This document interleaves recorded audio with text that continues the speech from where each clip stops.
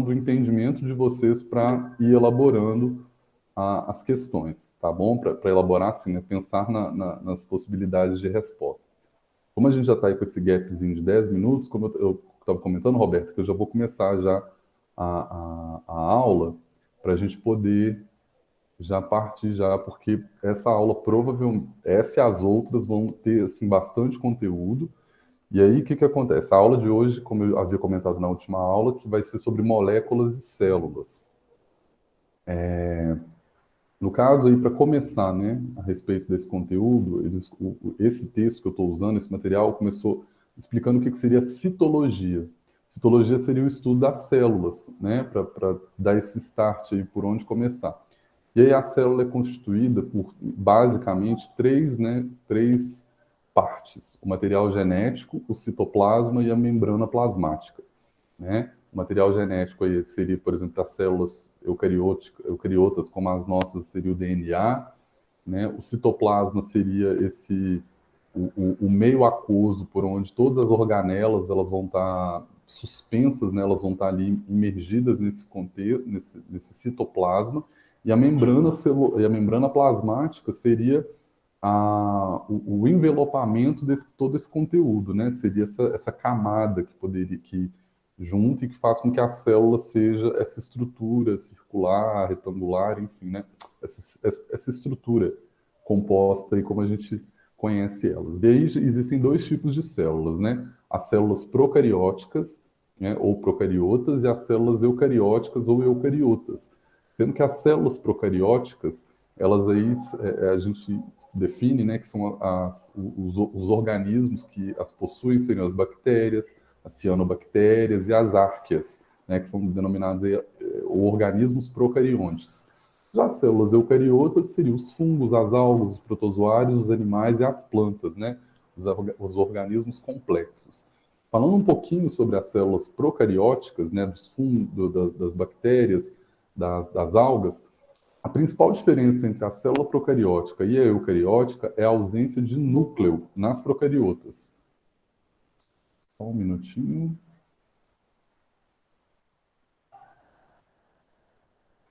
Ah, meu Deus, será que eu permiti a Karina ou eu bloqueei a Karina? Participou. Ah, tá. Boa noite, Karina. Tudo jóia? Boa noite.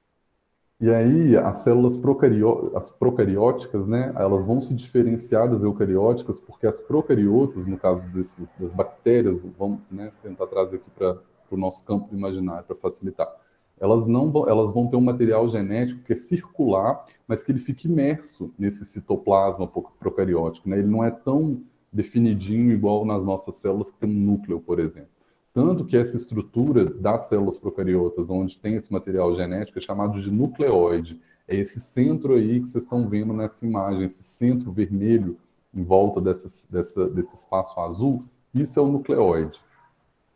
Já as células eucarióticas, né, elas são mais complexas, elas vão ter mais estruturas, né? E aí, dentro desse exemplo que eu trouxe para vocês, a gente consegue localizar, né, o nucleolo ali no número 1, o núcleo, que é o número 2, que é essa parte superior, né, que completa o nucleolo.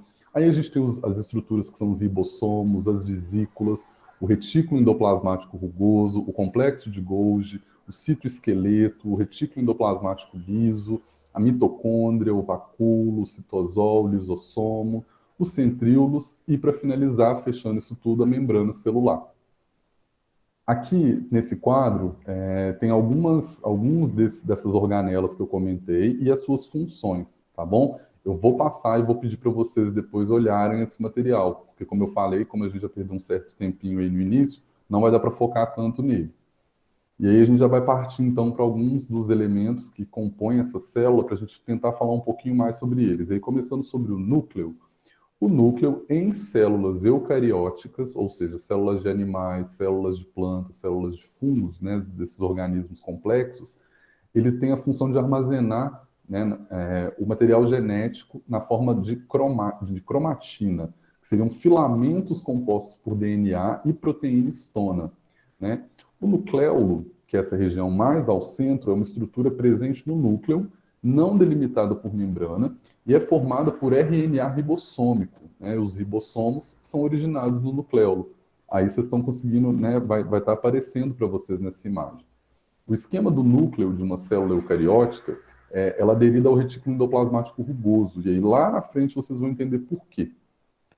Falando um pouquinho dos ribossomos, né? Os ribossomos eles são presentes tanto em células eucarióticas, no caso desses organismos que a gente está falando aqui, como das procariotas, no caso das bactérias. O ribossomo ele é um complexo com duas subunidades, uma maior que a outra, que formam as proteínas e o RNA-R, né? E ele não tem membrana de revestimento. Né? Isso é muito importante, que eles costumam sempre perguntar sobre isso, né? Porque algumas organelas elas vão ter membrana que revestem essas organelas. No caso do ribossomo, ele não tem essas organelas de revestimento. E é o local da célula onde ocorre a síntese de proteínas. O que é síntese, né? Síntese seria produção, né? Então, seria um processo para produzir proteínas. E aí o esquema do ribossomo, né, que está sendo apresentado, ele é formado por duas subunidades que são encaixadas, tá? O ribossomo atua na síntese proteica, como eu tinha falado, né, nessa produção. E ele se desloca ao longo de uma fita de RNA mensageiro. E aí, gente, esses termos aqui, RNA, RNAT, eu acho que eles estão bem recentes para a gente por conta da vacina. Né? Se a gente for parar um pouquinho para pensar sobre a vacina da Covid, uma das técnicas utilizadas em uma das vacinas é com RNA. Né? Então, essa extração dessa parte, né, do DNA através dessa cópia, porque o RNA ele seria uma cópia de um pedaço do DNA, onde você consegue produzir proteínas, que no caso lá das vacinas são as espículas, né? Eles conseguem produzir um mecanismo que faz com que o nosso corpo produza um anticorpo que vai inibir a ação do vírus, né? Então, é essa técnica aqui. E aí o ribossomo, que é esse componente celular, ele tem essa função de síntese proteica. Temos também a mitocôndria. A mitocôndria ela é responsável pela respiração celular. Então, basicamente, seria o quê? Ela fornece energia para a célula, né? Porque a célula, como né, a gente já sabe, ela se alimenta, a célula sente sede, a célula também faz excreções, né, de produtos tóxicos ou até mesmo porque ela se regenera, né? Algumas células no nosso corpo, por exemplo, né, e de alguns outros animais, principalmente das plantas, elas crescem e elas não se multiplicam mais. Então, existem células no nosso corpo que a gente tem desde quando a gente nasceu e a gente vai ter até a gente morrer. Então, essas células, elas meio que fazem aquilo que a gente faz também. Então, elas comem, elas bebem água, elas fazem excreções no caso assim, né? Porque eu estou pensando, né? O que seriam essas excreções? Mas seria esse resíduo de produção, de síntese, de muita coisa que acontece dentro da célula. Ela precisa de jogar para fora, para cair na corrente sanguínea, os rins filtrar e sair, por exemplo, na urina. A mitocôndria, ela é essa, vamos dizer, essa formadora dessa energia dentro da célula, né? Então, elas estão presentes em organismos eucariontes, têm o tamanho próximo aí de uma bactéria, que inclusive lá na frente a gente vai falar sobre isso, que o tamanho da mitocôndria quer dizer alguma coisa. A mitocôndria, diferente das demais organelas citadas até aqui, por exemplo, né, como eu falei lá do ribossomo, ela possui membrana, e ela possui duas membranas. A membrana externa, que é lisa, e a interna, que apresenta várias dobras ou invaginações. No interior das mitocôndrias há um espaço denominado matriz mitocondrial, e ela é circundada pelas cristas mitocondriais, né, que é onde aí vai acontecer, por exemplo, a produção né, de ATP, que é a moeda energética. Lembra que eu falei que a mitocôndria tem a função de fornecer energia para a célula? Ela fornece energia para a célula através da produção de uma molécula que chama ATP, que também a gente vai falar um pouquinho lá na frente. E aí esse ATP é disponibilizado para a célula ter energia para beber água, fazer as trocas que ela precisa. No caso, a matriz, né, a mitocôndria, ela acomoda tanto DNA, RNA e ribossomos, né, que são características aí também que, vamos dizer assim, células possuem essas características, mas essa organela também tem esse material, né, biológico. O que significa que as mitocôndrias são capazes de sintetizar proteínas próprias, ou seja, elas não dependem da célula para produzir suas próprias proteínas, e aí pensar, pessoal, que proteína é tudo aquilo, todo o funcionamento de qualquer organismo vivo, ele precisa de proteínas. Para quê? Porque as proteínas, vou dar um exemplo básico, para crescer o nosso cabelo, precisa de proteína para enviar uma função lá para o tecido capilar, para encher o bulbo capilar, para crescer cabelo, crescer unha. Precisa de ter, isso tudo são através de proteínas, né? As proteínas têm essas características para estimular os nossos tecidos a produzir algumas coisas. Agora, vamos falar um pouquinho sobre, ainda falando das células eucarióticas, das células vegetais, porque as células vegetais, elas são um pouquinho diferentes das células animais, dos fungos. Na verdade, alguns fungos também apresentam algumas características parecidas com as das células vegetais.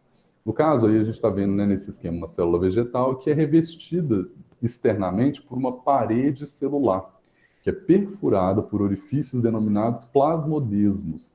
A célula vegetal, como a planta, né, ela não consegue se locomover assim como animais, ela fica ali fixa no solo, então ela precisa de ter uma resistência bem maior do que os organismos animais, né, os animais, os fungos e os outros micro-organismos que também possuem células eucarióticas. E no caso das plantas e de alguns fungos, por essa característica de ficar imóvel, ficar fixa num lugar só, as células, para se protegerem, elas precisam desse revestimento. E aí o próximo revestimento é a membrana plasmática. Então ela vai ter lá a parede celular muito rígida, normalmente feita de lignina. Dentro dela ela vai ter a membrana plasmática, igual as nossas células têm. E dentro também vai ter o citoplasma, que contém as mesmas estruturas que as nossas células animais possuem, né? Núcleo, e aí aquelas outras organelas que eu havia comentado. Há um grande diferencial da célula vegetal para a célula animal, por exemplo, é a presença do vacúolo, né? Porque como a célula vegetal está revestida por essa parede lignificada, muito rígida, e só tem alguns poros ali, alguns buraquinhos nela para entrada de água, ela precisa de ter água, né? Porque todas as funções metabólicas, e aí eu espero que vocês estejam vendo lá com a Karina Pinto nas aulas de química, elas acontecem no meio aquoso. Né? A água é o maior solvente universal. Então, todas as ações metabólicas, as transformações metabólicas, elas acontecem na água. E aí a planta, né, as plantas, elas precisam de ter água dentro das células delas para elas conseguirem fazer esses processos metabólicos. Então, o vacúolo seria como se fosse um recipiente de água que normalmente ocupa, às vezes, até 90% das células vegetais, né, com água. Para quê? Para que aconteça ali, tanto ela fornecer água para algumas atividades metabólicas, quanto algumas atividades metabólicas acontecer dentro, inclusive, do vacúolo. Né? E também tem a presença de cloroplasto, que é um pouco, que aí é diferente também da célula animal, porque o cloroplasto são estruturas presentes, né, nas plantas e nas algas e que está responsável pela fotossíntese, um processo que a gente vai chegar um pouquinho lá na frente. Os cloroplastos, né, e aí falando um pouquinho deles, são organelas presentes nas algas, nas plantas, e que dentro dele tem o pigmento clorofila, né, mas que podem conter outros pigmentos.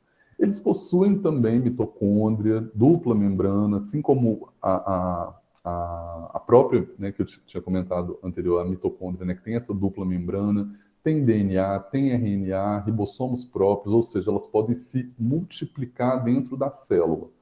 No interior do cloroplasto, existem os tilacoides, que são umas vesículas em formato de moedas, vai estar aparecendo aí para vocês na imagem, e é dentro dessas vesículas que a gente fala, né, que acontece o preenchimento com uma matriz denominada estroma. Os tilacoides, eles são todos empilhadinhos, e o empilhar dos tilacoides a gente chama de grânum, ou grana, né? Grano ou granum. E é dentro dessas membranas do tilacoide que contém a clorofila, né, que seria essa molécula tão importante aí para a nossa vida, que, no caso, dá a cor verde das plantas e que é responsável pela alimentação da planta, que é um organismo autótrofo. Ela mesma produz a própria comida dela através aí da absorção da luz, que a molécula da clorofila consegue, através de um processo muito específico, que a gente vai falar nas aulas mais para frente, produzir aí o carbono do qual a planta vai se alimentar. Diferente da gente, por exemplo, a gente precisa de ingerir, né? Então a gente come planta, a gente come grãos, a gente come carne, tudo isso para extrair o carbono para compor o nosso corpo. A planta não, ela consegue absorver do ar e através do sol. Agora a gente vai falar um pouquinho do sistema de endomembranas, tá? O que é esse sistema endomembranas? Dentro da célula, como eu tinha comentado anteriormente, vai ter aí algumas estruturas que elas conversam entre elas, né? A célula é toda interligada. Então, a gente tem a carioteca, a gente tem o retículo endoplasmático, a gente tem o complexo de Golgi, os lisossomos, os vacúolos e a membrana plasmática, né, que vão compor esse sistema de endomembranas. Por que endomembranas? Porque todas essas organelas vão ter membranas, né, ou seja, mais ou menos tecidos, né, que vão envolvê-los, por onde tanto vai passar água quanto nutrientes. O revestimento do núcleo, né, da carioteca, que a gente falou um pouquinho lá atrás, ele é conectado ao retículo endoplasmático, né? O RNA mensageiro ele é enviado do núcleo para o citoplasma para sintetizar determinadas proteínas nos ribossomos aderidos ao retículo endoplasmático rugoso. Então, essa estrutura complexa, vamos dizer assim, que está aparecendo ali na imagem, é como se o núcleo produzisse o DNA, que vai produzir, né, partes. O DNA, se você parte ele vai ter várias partezinhas que vão ter o código para a produção de proteínas, ou seja, para produzir outras células, para produzir outros tipos de organelas que podem estar precisando na célula. Se a célula, por exemplo, está intoxicada, ela vai desintoxicar. Tudo isso o núcleo produz e sai mandando através ali do complexo de Golgi pelas membranas até chegar nessa região aí através dos ribossomos para o ribossomo poder, vamos dizer assim, jogar lá no citosol, no líquidozinho da célula, para, enfim, né, para as enzimas responsáveis pegarem esse mRNA e produzir aquilo que precisa de ser feito novo na célula. As proteínas produzidas, elas podem sofrer modificações no interior do retículo endoplasmático rugoso. Falamos um pouquinho das células, né, das eucarióticas e das procarióticas, falamos aí um pouquinho da diferença entre as duas, né, a questão do núcleo, a questão de algumas organelas um pouco mais específicas. No caso das células eucarióticas, falamos das células animais e também das células vegetais, que tem a parede celular, que tem o vacúolo, né, que são características aí onde a gente precisa de sempre estar atento sobre elas. E aí, agora a gente vai passar um pouquinho para a teoria endossimbiótica de organelas celulares. Por quê? Se vocês repararam lá, esse texto aqui, ele deu muita ênfase a essa organela que tem membrana. Essa organela aqui também tem, essa aqui tem membrana dupla. As mitocôndrias têm membrana dupla. O que quer dizer isso? Eu não vou ler o que está escrito aqui, peço por gentileza para vocês lerem depois, com mais tempo, porque eu vou tentar sintetizar o que quer dizer isso. No mundo animal, como a gente conhece, uma célula ela é composta, né, como a gente começou lá falando, por uma membrana, por um material genético e por um citoplasma, né, um citosol, um líquido por onde vai estar. Pensa no ovo. Acho que o ovo, como ele é uma célula, ele é o maior e o melhor exemplo para poder pensar isso. O ovo ele tem a casca, que aqui teria essa função, né, vamos dizer, da parede celular da célula vegetal, mas a gente sabe também que tem aquela camada fininha que vem por debaixo da casca. Então aquilo ali seria a membrana do ovo. A gente tem a clara, que tem essa função do citosol, e a gente tem a gema, que teria a função do núcleo. Na verdade, é o núcleo, né? O núcleo da célula do ovo de galinha a gema é um núcleo de uma célula, e é isso aí. Então, se alguns... E aí essa teoria vai pensar o quê? Como a gente viu aqui, existem vários tipos de células, né? Elas foram se especializando, que gerou esse mundo animal que a gente conhece hoje. Para a teoria hoje endossimbiótica, ou seja, para a comunidade científica, pensar na célula procariótica, né, a célula das plantas, as células dos animais, é pensar que em algum momento lá atrás, uma célula que era, vamos dizer assim, a célula de uma bactéria, ela foi fagocitada, ou seja, ela foi comida, vamos dizer assim, ela entrou dentro dela uma outra célula um pouco menor, e que essa célula virou uma outra coisa. No caso, por exemplo, a mitocôndria, né? A mitocôndria é como se ela fosse uma bactéria bem antiga, lá milhões de anos atrás, que ela foi fagocitada por uma célula que já tinha outras características, que já tinham algumas outras organelas mais específicas, e que a partir disso ela continua tendo a membrana, ela foi engolida por outra célula, e aí começou uma relação de endossimbiose, ou seja, eu fico aqui dentro de você, eu produzo alguma coisa para você, você produz alguma coisa para mim, e a gente vive de boa. Assim, seria basicamente isso. Tanto que o exemplo que eles dão seria da mitocôndria, né? No segundo parágrafo ali, olha, a mitocôndria teria surgido de uma bactéria aeróbica, ou seja, né, que ela fazia e ela utilizava oxigênio para metabolizar o oxigênio do ar, e que se associou a uma célula eucariótica anaeróbica, né, que não utilizava oxigênio no metabolismo, né, e que alguns genes da bactéria foram incorporados aos genes da célula eucariótica, que passou a ser capaz de utilizar a bactéria para realizar um metabolismo aeróbio, bactéria hoje denominada mitocôndria. Né? Vai ter um esquema aqui, olha, nesse próximo slide, que eu acho que ele explica melhor aquilo que eu estava tentando dizer lá atrás. Pessoal, rapidinho, tá? Porque eu estou falando aqui, eu não estou vendo vocês. Então, qualquer dúvida, levanta a mão. Se eu estiver falando muito rápido, me falem também que eu dou uma, vou um pouco mais devagar aqui, é só porque realmente essa aula ela tem muito conteúdo, né? São mais ou menos um pouco mais de 25 slides, então, para tentar passar tudo para vocês e não atropelar a próxima aula. Mas qualquer coisa, só levantar a mão que eu escuto aqui, eu vou para a tela da nossa aula, tá? Porque eu estou vendo a mesma tela, eu não estou vendo a mesma tela que vocês, eu estou vendo o slide. E aí, voltando então aqui para a teoria endossimbiótica, né, de organelas celulares. Então, seria mais ou menos esse esquema que está aparecendo aí, ó. Vamos focar ali na imagem do desenho.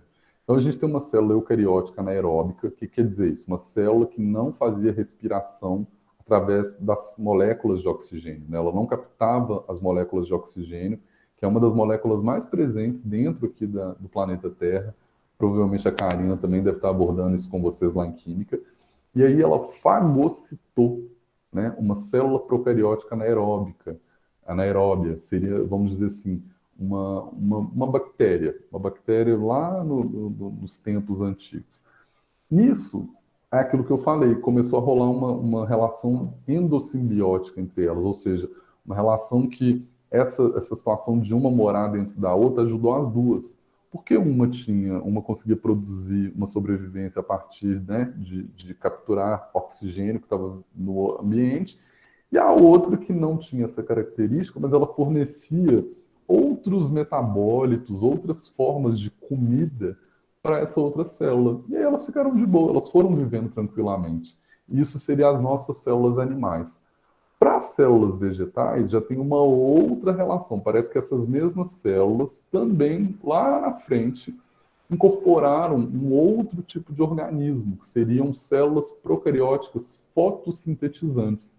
Ou seja, elas conseguiam, vamos falar que eram bactérias lá na antiguidade, que conseguiam sobreviver e se alimentar através da luz, né, fazendo aí metabolizando, né, o gás carbônico da atmosfera através dos fótons da luz e produzir o seu próprio carbono, também foram incorporados por essas células, né? E aí é pensar que isso está acontecendo assim, em muitos anos, tá? Isso aqui a gente está resumindo, mas é uma escala de milhões de anos que estão acontecendo esses processos adaptativos.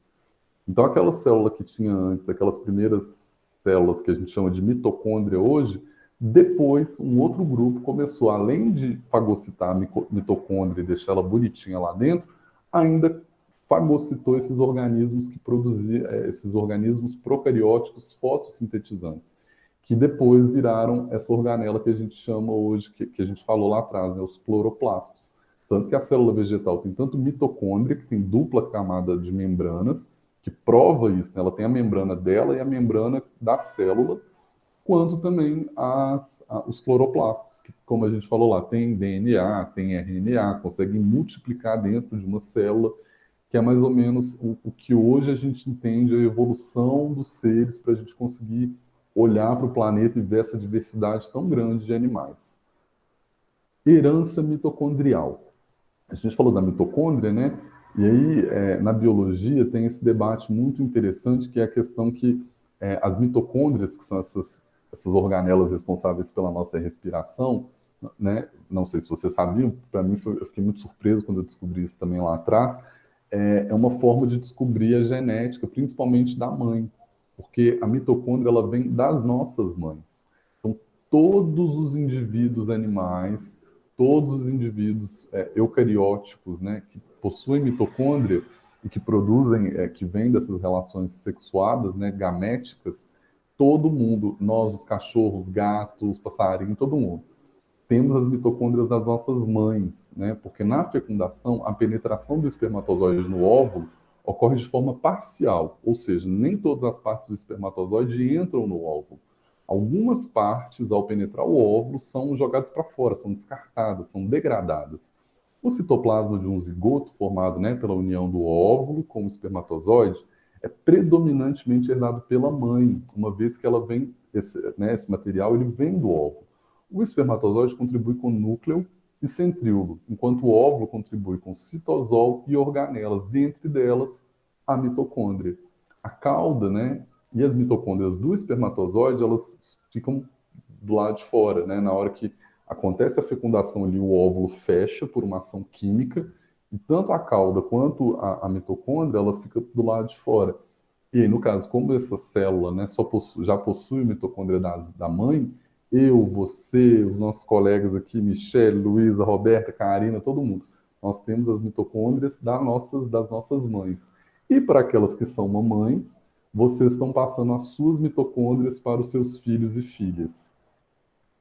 Vamos falar então um pouquinho agora sobre uma estrutura da célula que é a membrana celular. Né? Como eu comentei, lembrar do ovo, o ovo da galinha. O ovo da galinha tem a gema, tem a clara, que é o citoplasma, e tem aquela camada fininha, principalmente quando a gente cozinha o ovo da galinha e quebra ele, vai tirando, né? A casca, fica aquela películazinha. Essa película é a membrana celular. E aí agora a gente vai falar um pouquinho né, sobre essas mais específicas que a gente tem, por exemplo, da célula animal, no caso da gente. Né? Ela envolve o citoplasma das células, essa camada é denominada membrana plasmática, né? Uma estrutura de membrana que só é visível no microscópio eletrônico, porque ela é feita de lipídios e de proteína, né? Que compõem assim, a maior parte dessas membranas. Também existe a presença de alguns carboidratos, né? Alguns açúcares ali. A constituição lipídica da membrana, né? A parte oleosa, vamos dizer assim, dessa membrana plasmática, é chamada de dupla camada de fosfolipídios, que aí lá com a Karina também em química vocês devem estar vendo, que se dispõem uma em cima da outra, né? Então a camada da membrana, ela é na verdade, ela é desse jeito. E aí um fosfolipídio tem uma fase polar, que tem afinidade com a água, e uma outra que é apolar, que não tem afinidade, né? Ela tem afinidade com substâncias lipídicas, né? Com óleo. E aí pode-se dizer que o lado fosfolipídico é hidrofóbico, né? Repele a água, enquanto o outro é hidrofílico, tem afinidade com a água. Assim, a dupla camada se dispõe da seguinte forma. Pensa na célula, e aí o lado aí tem a camada, né, essa dupla camada lipídica que forma a membrana. O lado de fora dela, ele tem afinidade por água. Né? Então, a água ela consegue chegar aqui, ela meio que fica próxima aqui dessa camada. A mesma coisa acontece lá dentro, porque ela é dupla, né? Então, ela seria vários, assim, do mesmo jeito que está aparecendo ali. Tem o corpinho desses não é corpinho, né? Mas tem a parte polar e a parte apolar, que é essa bolinha que vocês estão vendo fazendo assim, olha. Então ela é assim e assim. E forma esses dois momentos. As partes das bolinhas são a parte que a água tem interação com a água. A parte dos corpinhos, né, delas, ali daquelas perninhas, é a parte hidrofílica. E aí ela hidrofóbica, que é por onde não tem tanta afinidade. E isso tem um porquê, né? Para a célula não perder água, para ela conseguir limitar o que vai entrar, o que vai sair. Isso tudo tem uma relação aí, a membrana tem essa capacidade de fazer isso. Aí, como né, eu estou falando do porquê da membrana, é porque tem a relação do transporte passivo e difusão. É pensar que a célula não tem boca para poder comer, não tem mão para poder pegar. Tudo que a célula se alimenta, a água que a gente toma, a comida que a gente come, ela tem que chegar na célula e entrar dentro da célula, né? E aí, um desses processos de troca entre o meio externo e o meio interno da célula é conhecido por difusão, que é um transporte passivo, né? Não tem gasto de energia. Então a célula está lá, está passando aqui a corrente de água, né, por fora dela, lembrando, sempre a gente tem que lembrar disso, né? Em volta de toda célula tem água, mesmo que em pouca quantidade, mas tem água, que é por onde acontecem esses processos. Eu também não vou ler aqui esse slide para a gente ganhar tempo, mas a difusão, né, eu acho que é o mais importante. A difusão é o transporte de uma substância que parte de uma solução mais concentrada para uma solução menos concentrada, né? O que a gente fala que é a favor de um gradiente de concentração. Isso é um transporte passivo, e isso é o que acontece nas nossas células. Um exemplo aqui sobre um tipo de transporte ativo, de transporte passivo, seria a osmose, né, que é uma forma aí onde a água ela caminha para o meio mais concentrado a fim de diluir aquele meio. A gente tem um exemplo ali de um jarro com uma membrana no meio dele, com água dos dois lados, e uma solução, aí no caso ele é molécula de glicose, açúcar, vamos pensar em açúcar, e jogou açúcar de um lado desse pote, né, e com essa membrana separando. O açúcar não conseguia passar para o lado de lá. O que acontece? Esse é um exemplo de que seria a osmose. A água atravessou essa membrana, ela é semipermeável, ela é furadinha, mas com furos muito pequenininhos, só dá para passar água. A água foi para o lado que tinha mais açúcar. Para quê? Para diluir esse açúcar. Então, a água ela tem essa característica polar também, que dá essa possibilidade desse fluxo que a gente chama de osmose, que é um transporte passivo, né? Uma difusão da água através da membrana. Então, é como mais ou menos acontece. É pensar que assim, se a gente come muito sal, uma comida muito salgada, as nossas células vão tender a jogar água para dentro da célula, a célula vai beber água, vamos dizer assim, através desse transporte de membranas, para tentar diluir o sal lá dentro. E isso faz com que a pressão aumente, né? Por isso que a ideia da pressão alta. O que é pressão alta? Seria relacionado a isso também, né? Porque as veias do coração, do sistema cardiovascular, ele é feito de células. E essas células, elas se enchem, elas ficam túrgidas com água, porque tem muito sal dentro delas. E aí, para tentar combater esse sal, ela vai jogando a água para dentro dela e incha. No que a célula incha, na verdade a célula fica túrgida, gera essa diferença de pressão que pode dar um monte de problemas para a gente, né? A gente sabe disso. Aqui tem um outro exemplo, aí falando um pouquinho ainda sobre a osmose, né? Porque aí tem três situações onde, no caso das células animais, que podem ter as diferenças de concentração entre os lados externo e interno da membrana plasmática, né? Que é o ambiente extracelular hipertônico, ou seja, uma solução de fora da célula tem altas concentrações de soluto. Vamos pensar no sal, mesma coisa do sal. Se o sal não entrasse na nossa célula e ficasse, por exemplo, no sangue, as nossas células iam jogar água para fora. Esse exemplo é muito, eu acho, chato e muito impróprio, mas infelizmente ele, né, a gente sabe o que acontece. Se você joga sal na lesma, por que a lesma morre? Ela morre desidratada, porque a água que está dentro da lesma vai tentar ir para fora da lesma, né, das células da lesma, para poder tentar diluir o sal. Você mata a lesma desidratada. Por quê? Porque a solução dela, né, ficou hipertônica, tem muita concentração de sais. Um outro exemplo é o ambiente extracelular isotônico. As concentrações são semelhantes, né, que é o ideal, é como deveria ser, vamos dizer assim, né? As concentrações elas são parecidas tanto dentro quanto fora. Então, se uma pessoa que se alimenta de uma forma saudável, consome a quantidade de sal ideal, a quantidade de açúcar ideal, que isso é muito importante, né? Balanceada, controlada, quando essa pessoa, por exemplo, bebe água, não acontece nem de ter muita água dentro da célula, nem a célula perder água para o lado de fora, porque entrou em equilíbrio, né? Isso é o que a gente chama de homeostase. Então, esse é o ideal, vamos dizer assim.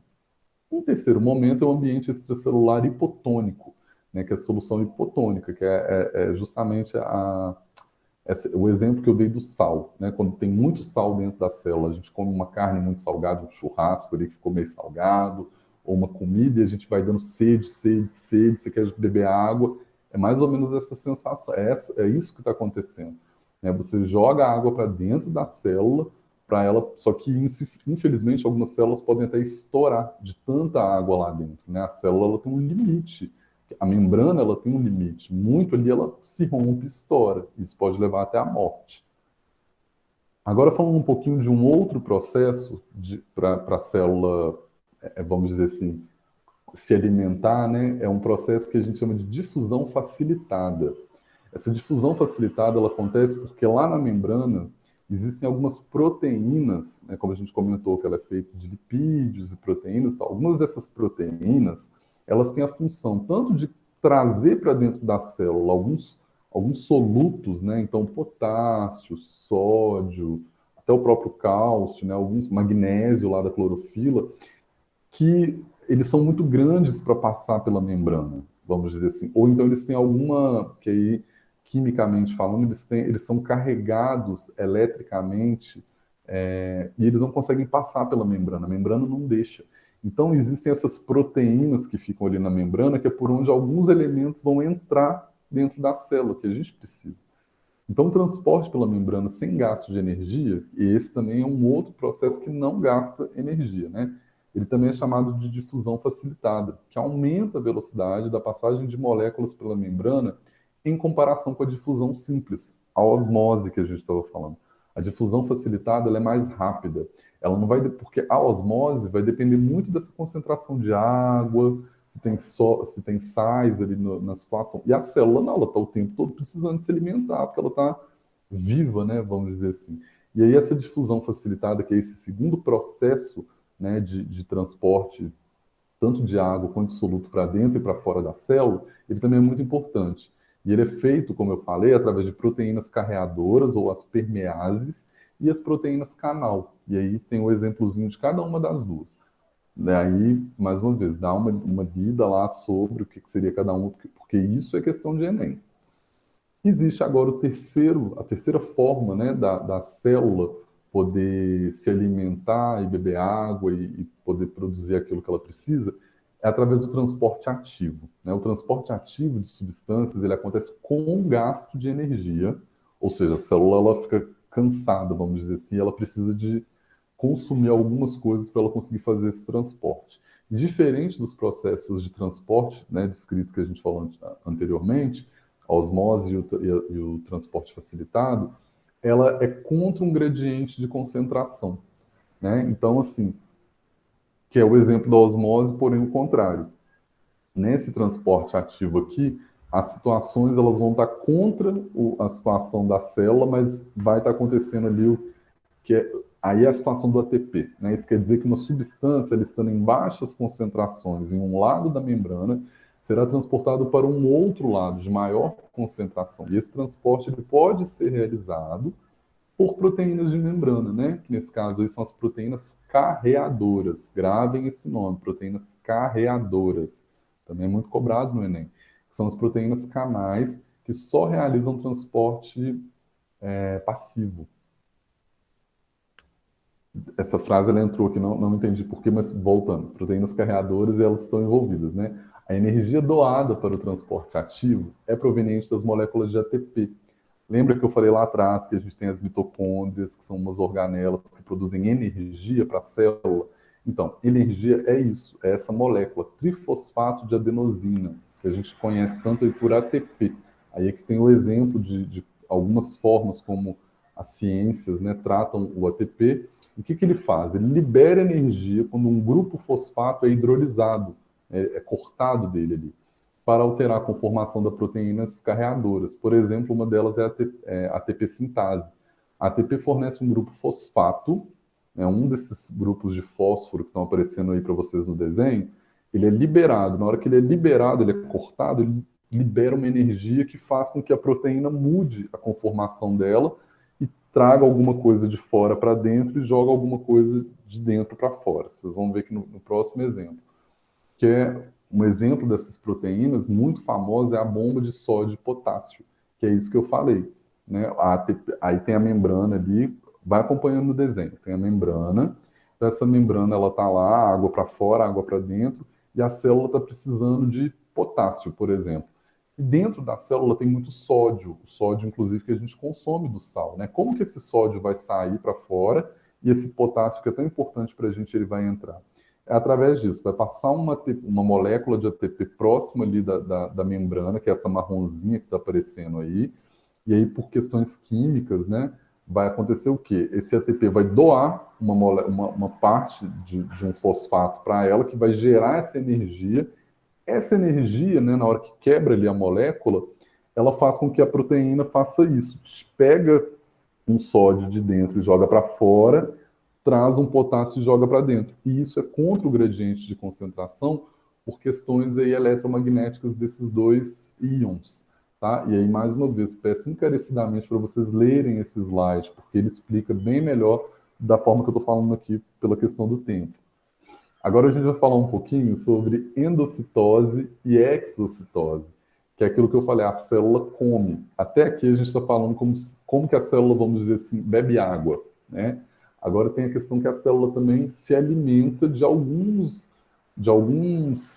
materiais metabólicos que são necessários para ela também, além dela também, vamos dizer assim, ela fazer cocô, né, no sentido amplo de colocar para fora aquilo que ela não precisa mais, ou aquilo, até mesmo bactérias, alguns material genético que não está sendo mais usado, ela tem que eliminar aquilo para aquilo cair na corrente sanguínea, na água, da água para a corrente sanguínea, rim, e a gente eliminar através da urina. Né? A nossa urina também tem restos, né, de material das células. E aí, a endocitose é o processo onde está ali para o lado de fora alguns materiais e a célula, opa, percebeu que aquilo é interessante para ela, é aquele primeiro desenho ali da esquerda. Aquilo junta próximo da célula, a célula vai fazendo um movimento de invaginação. A membrana ela vai fazendo isso, engole aquele material, aquilo é jogado para dentro da célula. E o contrário, a exocitose, quando a célula quer jogar para fora, aí já é a imagem à direita. É exatamente o contrário. Então vai ter aqui aquele material que vai ser jogado para fora, ele vai vindo, a membrana celular está aqui. Aquilo vai caminhando até aquele momento que chega, encosta na membrana e aquilo é liberado para o meio externo da célula. Esse é o processo de endo para dentro e exo para fora, citose, né?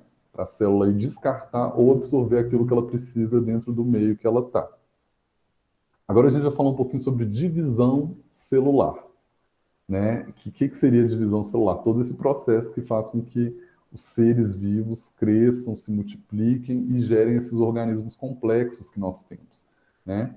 Aí aqui a gente vai falar então sobre o processo de mitose, o processo de meiose e também uma etapa final, que é denominada uma etapa dentro desse processo que chama intérfase. Em base, né, vamos dizer assim, o organismo, e aí eu vou usar esse exemplo aqui para nós humanos, tá? Então, aqui nessa parte da disciplina, onde eu vou falar de divisão celular, aqui a gente está aplicando o conceito para seres humanos, tá? Outros animais e outros organismos é um pouquinho diferente disso. Então, vamos lá. Né? O organismo humano apresenta dois tipos de células segundo o número de cromossomos. Né? As células somáticas, que contém dois lotes cromossômicos, um de origem materna e outro de origem paterna, ou seja, 23 e 23 lotes cromossômicos que junta, né, e dá os 23 pares cromossomais que a gente tem, e são denominados diploides, né, 2Ns, totalizando 46 cromossomos. As células reprodutoras ou germinativas, os gametas, cada uma das quais tem apenas 23 cromossomos, denominados haploides. Aqui a gente está falando do espermatozoide e do óvulo. Enquanto qualquer célula nossa do corpo vai ter os 46 cromossomos, o espermatozoide nos homens e os óvulos nas mulheres, eles vão ter 23, que é justamente para isso, para gerar variabilidade genética. Para quando um juntar com o outro, isso gerar um novo indivíduo de 46 cromossomos. Na mitose, né, também chamada de divisão equacional, basicamente a função do ciclo celular, né, essa reprodução da célula, é duplicar com exatidão a vasta quantidade de DNA dos cromossomos e a partir daí criar um novo indivíduo com outras características. No caso aqui da gente, dos eucariontes, né, o ciclo celular ele é dividido em duas fases principais. A primeira é a intérfase, que é nesse período de crescimento do volume celular, que ocorre entre as divisões celulares, e a segunda é a fase M. Aí eu vou pedir para vocês olharem para essa imagem do lado, né? Essa imagem, ela mostra o esquema do ciclo celular. E aí eu vou pedir vocês para lerem depois esse slide, eu vou me atentar aqui agora só a essa imagem. Que é, observe que na fase M, aquele pedacinho M ali roxinho, que do lado de fora está amarelinho, há a produção de células filhas, ou seja, está começando finalizou o processo de multiplicação celular e a célula mãe virou duas células filhas. A produção de células filhas, né? Após a fase M, né, na circunferência externa, há a fase 1, que é a fase laranja, né, a intérfase, que pode ser decomposta em fases G1, que é essa azulzinha, a fase vermelha, a fase S, que é essa fase vermelha, e a fase G2, que é a fase verde. E aí, o que seriam essas fases, né? Essas fases, elas vão estar mostrando esses momentos aqui dessa outra imagem já que está aparecendo para vocês, né? Que é muito complexo. Vou pedir para vocês encarecidamente para lerem esse material, porque isso sim é questão do Enem, né? Por ser tão complexo essa parte, é justamente isso que eles mais cobram, tá? Aqui nesse quadro, aí eu trouxe para vocês mais ou menos algumas daquelas etapas daquele ciclo lá. E aí, no caso, seria a célula em fase de prófase, quando o DNA ele começa porque assim, o DNA na célula, igual aqui, como a gente está aqui agora, eu estou aqui na minha casa, vocês na casa de vocês, se nenhuma das células do corpo estiver sofrendo uma divisão celular, o DNA, né, que é o que a gente fala DNA, que vira o cromossomo, ele está todo misturado, todo embolado lá no nucleolo. Quando uma célula precisa de dividir em outra célula, né, produzir uma outra célula, aquilo começa a acontecer alguma coisa. O nucleolo ele vai acontecendo um processo lá dentro, onde aquele DNA todo embolado, ele vira isso daqui, ó, ele vira o esquema de um cromossomo. Lembra que nós temos 46 cromossomos? Então, aquilo lá, simplesmente, o DNA, todos eles embolados. E aí, do nada não, né, por uma série de fatores químicos, esse DNA se converte nos 46 cromossomos e aí entra na célula, na fase da prófase, que é essa fase que eu estou falando que o DNA vira os cromossomos. Depois tem a metáfase, que acontece que dentro da célula vem essas estruturas que puxam esses cromossomos e separam eles. Depois tem a parte da anáfase, que é quando separa definitivamente os 46 os parezinhos dos cromossomos. Depois tem a fase da telófase, que é quando isso tudo se fecha, né? Então tá tudo separadinho, se fecha para conseguir replicar. E depois a citocinese, que é quando esse material ele já se fechou de novo, ele já duplicou, fechou, virou um núcleo, aquilo ali, muitas organelas já se duplicaram e a célula agora vai começar a se dividir para virar duas. Gente, eu resumi muito resumido, por isso que eu preciso que vocês leiam lá o material. Por favor, para entender, né? Porque é bem complexo isso. Eu achei que eu ia ter um pouquinho mais de tempo, mas vamos lá. Aí nisso tem a meiose, né? A meiose, no nosso caso, é um dos momentos mais complexos que tem, por conta da geração do zigoto, que vai dar toda essa característica do DNA. Tanto que tem a meiose 1, a meiose 2, tem as questões da fase diploide, que no caso, né, nós seres humanos, né, a ideia do 2N, e aí entra mais uma vez. Aqui eu vou ler só o esquema com as principais etapas da meiose. A duplicação do material genético, meiose 1, né? A meiose 2 é a fase C, e observe que a meiose origina, ele dá 4 células filhas, que podem ser os gametas. Aqui tem um outro exemplo também da ideia do que seria a meiose, né? Isso aí é pensando no indivíduo. Esse exemplo todo que eu contei aqui para vocês, ele é do indivíduo quando acontece a fecundação, tá? Essa fase de meiose, ela é exclusiva para os fetos, né? Os fetos, para desenvolver como nós somos hoje, todo mundo já foi feto um dia, seriam essas fases. Como que de uma célula dá um monte de organismo? Através da meiose, que de uma célula vira 4, essas 4 viram 16, e aí começa exponencial, né? E tem que saber essa parte. Aí aqui tem um quadro da meiose também, que eu gostaria muito que se vocês pudessem ler um pouquinho dele para entender essas fases, porque isso também pode ser cobrado no Enem. E aí, para a próxima aula, a gente vai ter os principais tecidos animais e vegetais. Ficou alguma dúvida? Aproveitar aí nosso último minuto final da aula, que se caso tiver ficado, aí eu posso estar tirando essa dúvida. Se não, fica aí, por favor, o meu reforço de pedido.